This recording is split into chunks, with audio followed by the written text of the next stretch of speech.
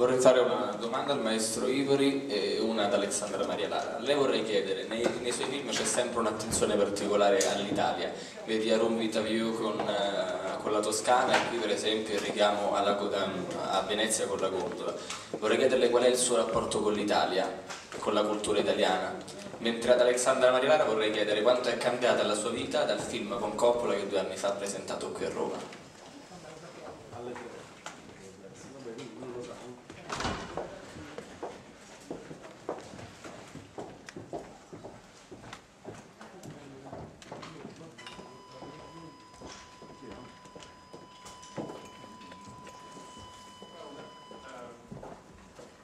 That certainly was there, and it's not, my relationship with Italian culture goes way, way back before Room with the View.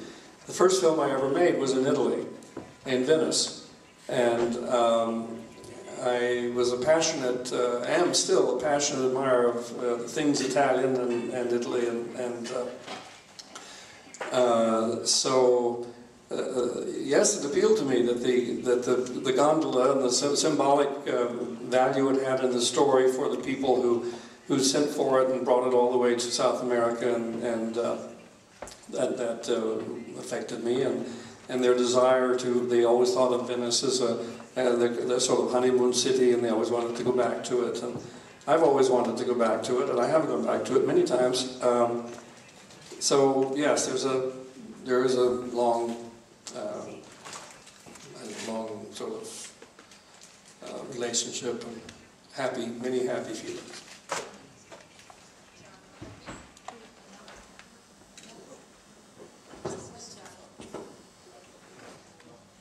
If it's working, yeah.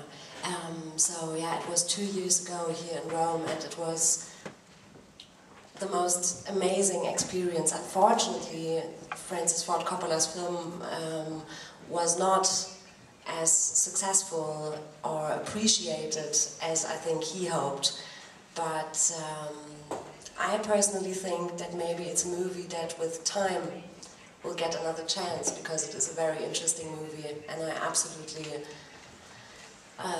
loved doing the film with him, and I would have wished for him that that people would have looked more carefully at it, because he is the director he is, and how it changed my career, or how it affected my career.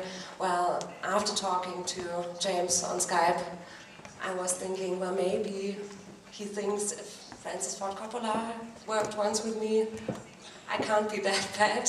So maybe, I don't know exactly to what extent, but I think... Which I didn't know. I hadn't seen that film yet. It was our agent in London, Celestia Fox, who said, look, well, she knew the problems we had casting this part, and said, I have a marvelous young actress, I know you'll love her, she's extraordinary, and on and on and on. And had I seen Downfall, well, I had seen Downfall, and I certainly remembered you from that, so. So it had nothing to do with Francis. I'm sorry it didn't, did it? No. So it didn't, but maybe it did for other people, I don't know. But I'm the happiest that I was allowed to do that movie, and City of Your Final Destination. And I hope that City of Your Final Destination will find its audience, because it's another extraordinary movie that deserves an audience. That's why we try, with the help of this film festival, to get an awareness.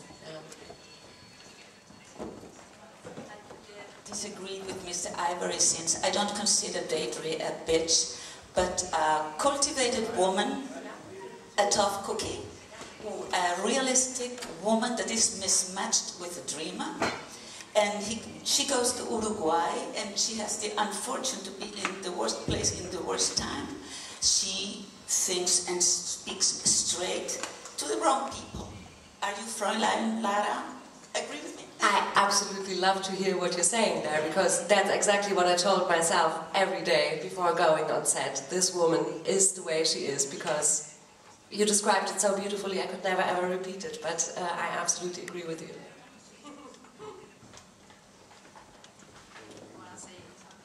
Or you want to say okay? No. Sure. I'd just like to add that Alexandra was given some very, very good advice by a very close friend, when he first read the script that Alexandra's character was in fact the only sane one in the whole of the... What we mean by sane, we don't quite know, but she is the one, you're quite right, who sees through strange relationships. And she, in many ways, is the very centre of the film and holds the logic and the moral judgment in some ways. So it's... I'm not sure whether we can agree with our famous director that she's a bitch. But she's those are not my words. This is the words of the agents who would call us and say that so-and-so says that part's a bitch and she doesn't want to go near it. So. And it's not a happy end for it. I mean, well, we don't want to talk about the ends of movies anyway, but probably some men are scared of that time. I mean, it all ends happily. Exactly. Everyone's attached to someone happily, and it's like a Mozart opera a little bit. And everyone goes dancing off at the end. She's probably the nightmare of a lot of men, though. Yeah, but. C'è una domanda lì, prego. I have a question for Mr. Ivory about this film, but it's also related to your previous one.